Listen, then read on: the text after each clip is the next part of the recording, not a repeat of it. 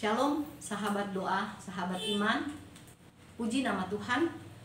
Pada saat ini, saya percaya yakin bahwa semua sahabat saya sedang mempersiapkan catatan-catatan kecil untuk dilakukan pada bulan Desember. Ketika saya juga membuat catatan-catatan untuk rencana saya pada bulan Desember, khususnya berhubungan dengan YouTube ini, ya, saya dibawa oleh Roh Tuhan untuk mengingat bahwa ada agenda Allah yang perlu saya sampaikan kepada sahabat-sahabat semua. Bagaimana Allah Maha Pengasih itu yang sudah menjadi Tuhan dan Juru Selamat bagi hidup kita, punya agenda yang besar, bukan agenda kecil, tapi agenda yang besar untuk kita. Dan kita perlu ingat itu untuk membawa kita berjalan di dalam hari-hari di depan bersama dalam kemenangan. Yang pertama, saya akan sampaikan agenda Allah yang pertama ada di dalam Kejadian 1 ayat 26. Berfirmanlah Allah, baiklah kita menjadikan manusia menurut gambar dan rupa kita. Menjadikan manusia menurut gambar dan rupa kita menunjuk kepada diri Allah Tritunggal. Memang ada tafsiran berkata ketika Allah menciptakan manusia, Allah ada di dalam satu sidang ilahi, mengundang bala tentara surga menyaksikan akan peristiwa penciptaan itu. Sehingga Allah berkata di dalam satu sidang ilahi kepada bala tentara surga untuk menyaksikan, baiklah kita, mereka menyaksikan. Tetapi kita melihat di sini bahwa Allah Tritunggal berperan di dalam penciptaan manusia. Allah sudah punya rencana yang mulia bagi manusia. Penciptaan manusia dibedakan dengan binatang dan tumbuh-tumbuhan. Manusia dikaruniai kemampuan khusus untuk mengembangkan diri agar dapat dipakai bagi kemuliaan Allah. Ini agenda Allah. Ketika Allah menciptakan manusia menurut gambar dan rupa Allah, karena Allah ingin di dalam hidup manusia yang diciptakan itu ada satu tugas yang harus diemban oleh manusia, yaitu mengembangkan diri menjadi alat bagi Tuhan, meningkatkan kehidupan untuk memuliakan Allah. Ya, penciptaan manusia ditafsirkan oleh beberapa penafsir sebagai satu ungkapan kemegahan Allah. Ya, dikatakan sebagai satu kesukaan Allah. Allah sangat bersukacita ketika menciptakan manusia. Memang dikatakan menurut gambar dan rupa kita, ya. Gambar dan rupa kita menunjuk kepada sifat kekekalan Allah.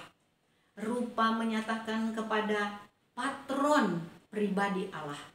Allah ingin supaya apa yang ada pada Allah ada pada kita.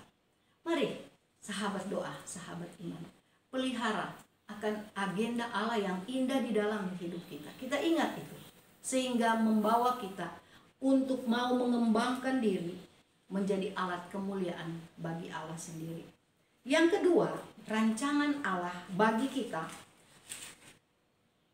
di dalam Efesus pasal 5, ya. Efesus pasal 5 ayat 1 dan Efesus 5 ayat 8. Di sana dikatakan, jadilah penurut Allah, ya. Efesus pasal 5 ayatnya yang pertama, sebab itu jadilah penurut Allah seperti anak-anak yang kekasih. Dan di dalam ayat 8 berkata, sebab itu hiduplah sebagai anak-anak terang. Penurut-penurut Allah yang dimaksud oleh Rasul Paulus di dalam suratnya kepada jemaat di Efesus, penurut Allah, anak-anak yang kekasih adalah anak-anak terang. Ini agenda Allah untuk kita. Kita menjadi anak-anak terang. Terang lawannya gelap, ya. Anak-anak yang terang dikatakan hanya berbuahkan kebaikan, hanya berbuahkan keadilan, hanya berbuahkan kebenaran. Dan lebih istimewanya lagi, anak-anak terang, dia mengerti kehendak Tuhan, tidak melakukan kesia-siaan seperti yang ditulis oleh Rasul Paulus di dalam Efesus pasal 5 ini.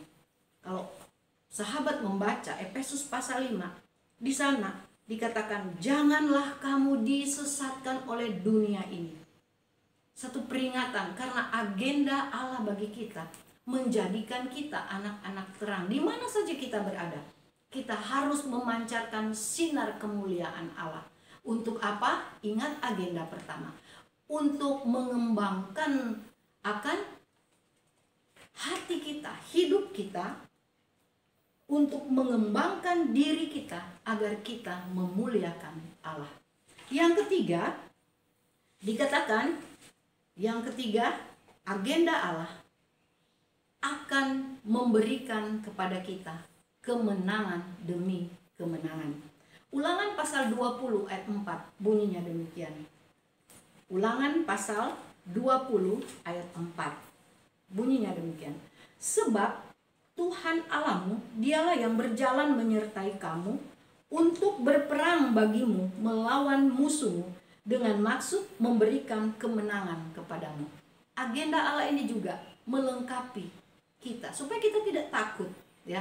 Ini agenda Allah jauh sebelum kita lahir. Jadi kalau kita merasa diri kita kalah, mari ingat kembali akan agenda Allah. Allah menginginkan kita hidup berkemenangan. Memang ya ada banyak masalah di muka bumi ini.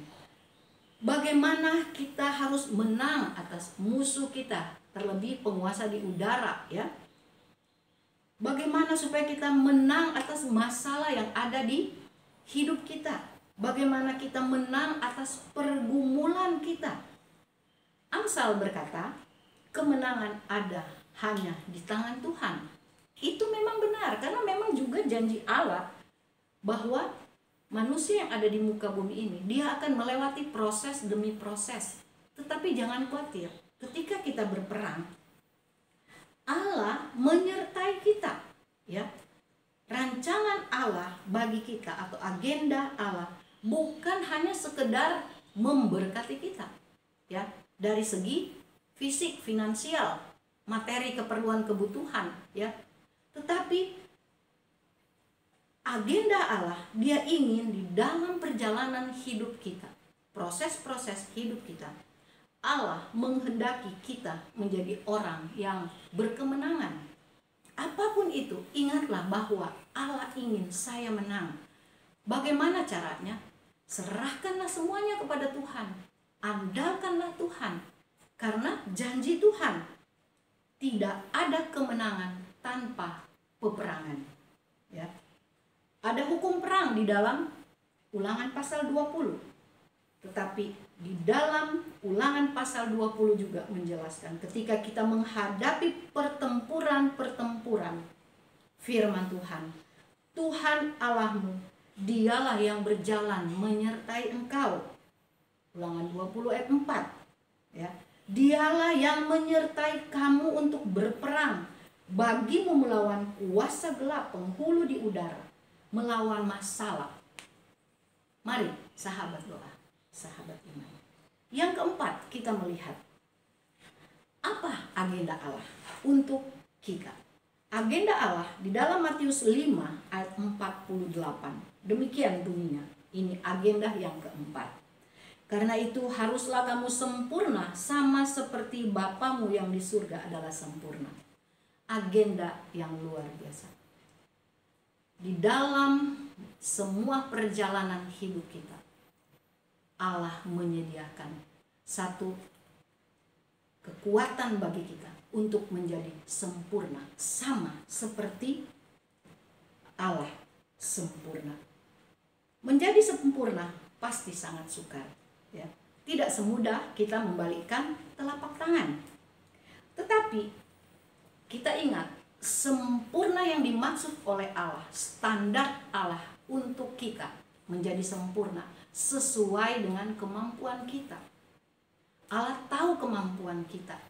Mari percayalah, kita yakin Allah kita maha tahu, ya. Maka kita mintalah kekuatan kepada Allah untuk menjadi sempurna. Saya memang belum sempurna, ya. Tapi kita jangan menjadi alasan atau senjata bagi kita untuk jatuh di dalam kesia-siaan. Ibrani pasal 6 ayat 1b berkata, jangan kita meletakkan lagi dasar pertobatan kita kepada perbuatan yang sia-sia, tidak membawa kepada kesempurnaan. Ingatlah, agenda Allah, kita akan bisa menjadi sempurna karena Dia sudah sempurna terlebih dahulu. Dia Bapa kita, kita anaknya. Rancangan Allah dikatakan di dalam Yeremia 29 ayat 11 sebagai penutup, aku mengetahui rancangan apa yang ada padaku mengenai kamu. Demikianlah firman Tuhan, yaitu rancangan damai sejahtera. Desember ini bulan kesukaan, bulan sukacita, rancangan damai sejahtera. Dari awal sudah diingatkan bahwa kemuliaan bagi Allah di tempat yang maha tinggi dan damai sejahtera di bumi di antara manusia yang berkenan kepadanya. Puji nama Tuhan, selamat hari Natal. Tuhan memberkati. Kami katakan, Ku bersyukur Bapa, ku bersyukur Tuhan. ku bersyukur Tuhan. Amin. Buat kasih setia